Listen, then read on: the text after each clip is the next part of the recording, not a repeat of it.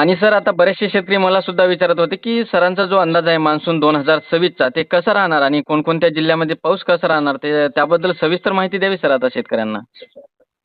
नक्कीच. मान्सूनचा 5 मार्च हा जो काही रिपोर्ट असतो, आपण तो रिपोर्ट खुला केला 8 मार्चला माहूर येथे. हो. आणि शेतकऱ्यांना वारंवार ती जी काही दुष्काळाचे मॅसेज होते त्या मेसेजला जबरदस्त उत्तर. आणि अल्निनो असताना सुद्धा अल्निनोचे कुठले पॉझिटिव्ह थिंकिंग आहेत किंवा आयोडिक फॅक्टर काय करणार आहे, एमजीओ फॅक्टर काय करणार आहे, याची संपूर्ण डिटेल्स आजच्या या रेकॉर्डिंगमध्ये पण घेऊयात. हे रेकॉर्डिंग शांतपणे शेवटपर्यंत ऐका, म्हणजे सगळ्या गोष्टी तुम्हाला समजून येतील. बरोबर ठीक सर. आहे. हो. ठाकरे सर, पहिली गोष्ट मान्सूनचं गणित जे आहे ते पॅसिफिक महासागर ठरवतंय. हो. पॅसिफिक महासागरामध्ये लानिना अल्निनोची कंडिशन असते. आता अल्निनो आणि लानिना काय आहे आणि मान्सून कसा बनणार आहे त्याबद्दल बोलूयात. बरोबर. अल्निनोची तीव्रता 2023ला 70 ते 80% एवढी तीव्र होती. त्यामुळे पावसाळी वर्ष ते कमकुवत गेलं आणि नंतर WDने पावसाळी प्रदेशामध्ये चांगला प्रभाव टाकला होता. आता यंदाचं गणित असं आहे, मान्सूनवरती अल्निनोचं संकट आहे. मी म्हणत नाही की नाही म्हणून. बरोबर. आणि आपण फक्त दुष्काळ का सांगत नाही, कारण की दोन मोठ्या पॉझिटिव्ह गोष्टी आहेत. हो. एक म्हणजे टक्केवारी त्या 2023 की नाही 40% ते 45% एवढंच अल्निनोची तीव्रता यामध्ये दिसते. हो. त्यानंतर अधिक तापमानामुळे एमजीओ फॅक्टर, आयोडी फॅक्टर देखील वर्क करणार आहे, ज्यामुळे मान्सूनला थोडी बळकटी आणखी मजबूत देऊ शकतो. म्हणजे आलेल्या बाष्पाचं मल्टिप्लिकेशनमध्ये रूपांतर होणं, ढगांची व्याप्ती 80 मायक्रॉन पार होणं, गरमीच्या लेवलमुळे ढगांचं बरसणं, ह्या सगळ्या गोष्टी तिथे पार पडू शकतात सुखरूपमध्ये. आता वर्ष बरोबर. कसं जाईल हे देखील लक्षात घ्या. हो. आता आपल्या मान्सूनचा सायंटिफिकली हिस्सा जर सांगायचा झाला तर अल्निनोवरती आपण डिपेंड राहतो. हो. पण दुसरा हिस्सा सांगायचा म्हणलं तर पर्जन्य वेधशास्त्रामध्ये सरळ सरळ सांगितलंय.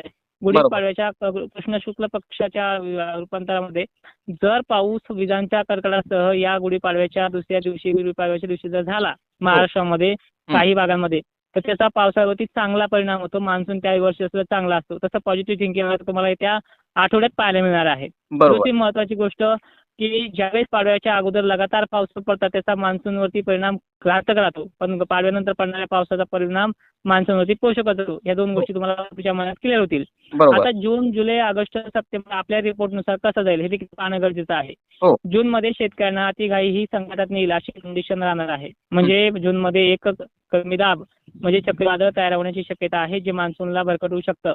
हो. त्यामुळे जास्त काही करणं देखील त्यावेळेस पाहणं थोडं रावणांदा चॅनलच्या थ्रू, तसंच सचिन ठाकरे चॅनल थ्रू ती माहिती तुम्हाला पेरणीसाठी पुरवली जाईल. त्यासाठी तुम्हाला एक फॉलोअप करणं, सबस्क्राईब करणं ह्या दोन्ही गोष्टी महत्त्वाच्या आहेत, कारण की व्हिडिओ वेळेवरती पोहोचून जाईल. हो. त्यानंतर जूनच्या कालखंडामध्ये पेरण्या हे दुसऱ्या किंवा तिसऱ्या आठवड्यामध्ये होण्याचे चान्सेस आहेत. टक्केवारी 65% एवढी राहू शकते. उर्वरित राहिलेल्या 30-35% पेरण्या ह्या जुलै महिन्याच्या पहिल्या आठवड्यामध्ये पार पडेल. पण कमी ओलीवरती आपल्या ते पीक वर आणता येईल अशा पद्धतीने आपण त्या टायमिंगला करूयात. हो. जुलै महिन्यामध्ये देखील पाऊस हा मध्यम हलका पिकं जगतील असाच राहील, जास्त काही मोठा राहणार नाहीये. जुलै महिन्याच्या शेवटच्या आठवड्यामध्ये किंवा दुसऱ्या आठवड्यामध्ये एक आठवड्याचा अंदाज असा असतो की मागे पडू शकतो एक हप्त्याने, पण त्यावेळेस एक बरा पाऊस पडणार आहे महाराष्ट्रामध्ये असं एक प्रेशर असल्या काही जेपीएस मॉडेलनुसार किंवा कॅन्सिक मॉडेलनुसार सरळ सरळ दिसतंय. हे मॉडेलनुसार आधारित सांगतोय तुम्हाला.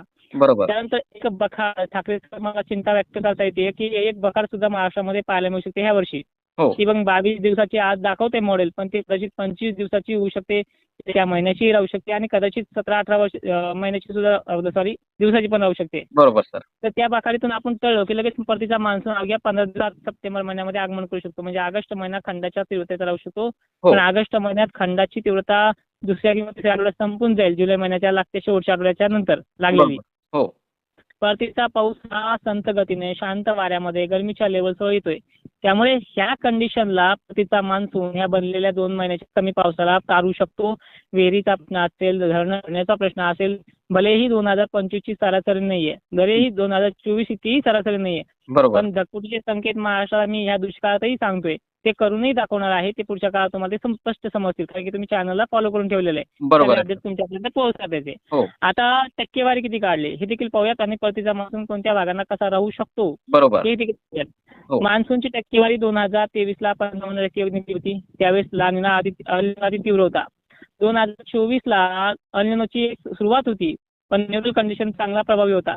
त्यामुळे 24ची टक्केवारी 85 ते 82च्या पार होती. बरोबर. त्यानंतर 2025 मार्चमध्ये रिपोर्ट देतो, दरवर्षी रिपोर्ट मार्चमध्ये देतो 5 तारखेला. त्या रिपोर्टमध्ये आपण 93% काढली होती. तर हो. त्या पद्धतीनं 15% पाऊस हा एक्स्ट्रा राहिला 2024 तुलनेमध्ये. नवे बरोबर. तर ओला दुष्काळ आपल्याला पाहायला मिळाला अनेक भागांमध्ये. हो. तर त्यानंतर परिस्थिती बघा, याच पावसाळी स्वरूपाची ही आपल्याला शेवटपर्यंत परेशान करून सोडणारी ठरली आहे. पण 2025ने मागे किती वर्षाचा रेकॉर्ड तोडला हे तुम्ही तुमच्या डोळ्यांनी अनुभवलंय. कुठे ढगफुटी तर कुठे जनावरं वाहून जाणं, कुठे शेतकऱ्यांचे पीक सडणं, ह्या सगळ्या गोष्टी अनुभवल्या आहेत. बरोबर. आता महत्वाची टक्केवारी बघा, ह्या वर्षीची निघलेली 80% निघलेली आहे. अल्निनो ह्या कंडिशनचा विचार करून अल्निनोची तीव्रता लक्षात घेऊन ही टक्केवारी समजूनरित्या काढलेली आहे.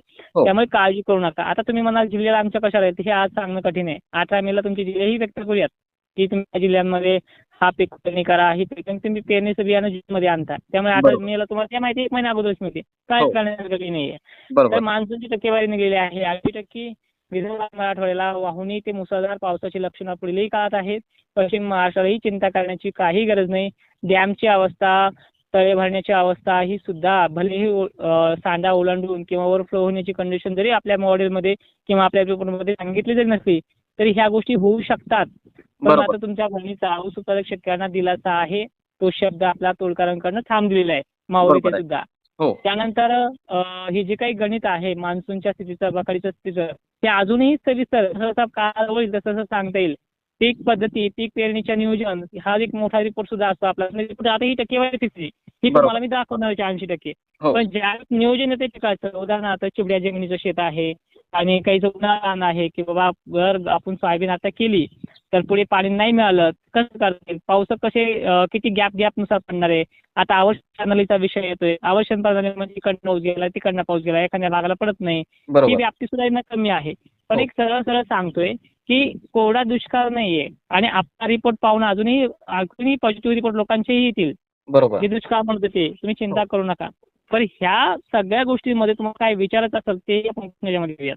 मात्र सर मग आपल्याला या 2026च्या कालावधीमध्ये आपल्याला खंड वगैरे काही पाहायला मिळेल का? आणि मिळाला तर किती दिवसाचा राहू शकतो?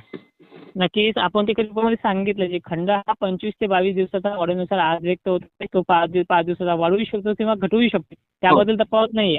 आणि अंदाज आहे 5-6% मागे पुढे होण्याचे चान्सेस असतात. पण खंड आहे. जे गोष्टी बोलले ना तुम्हाला मी चक्रीवादळ येणार आहे ते तुम्हाला जूनमध्ये दाखवणार सुद्धा. त्यानंतर बरोबर. आपण बोललेले परत की पाऊस हा मिडियम मध्ये आहे ते पण तुम्हाला पाहायला मिळणार आहे. परत दुसरी महत्त्वाची गोष्ट मान्सूनची जी ताकद आहे ती कमकुवत जरी असली तरी जी तुम्हाला धरणाची भाषा केली, धरणं वगैरे भरण्याची भाषा केली, ते तुम्हाला दिवाळीपर्यंतच्या मान्सूनच्या जाण्यापर्यंत मी नक्की दाखवणार आहे. बरोबर आहे सर.